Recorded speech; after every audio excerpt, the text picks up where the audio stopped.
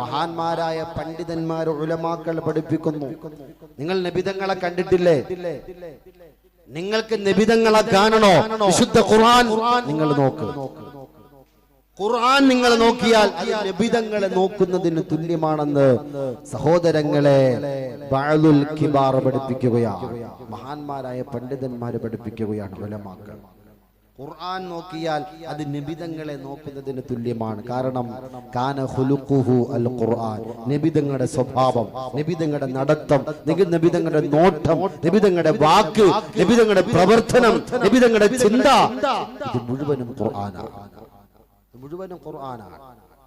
അതുകൊണ്ട് സഹോദരങ്ങളെ ആ ഖുർആൻ നമ്മുടെ സ്വഭാവമാക്കണം. അല്ലാഹു തൗഫീഖ് നൽകട്ടെ. ഖുർആനിന്റെ സംസ്കാരം, ഖുർആൻ കേൾക്കാൻ എത്ര ദീർഘിച്ചാലും അത് കേട്ടുകൊണ്ട് നിൽക്കാൻ നമുക്ക് കഴിയണം. അതൊരു ഈമാനികമായ പവറാണ്. അത് ഈമാനിക ശക്തിയുള്ളവർക്ക് മാത്രമേ പറ്റുള്ളൂ, എല്ലാവർക്കും പറ്റൂല.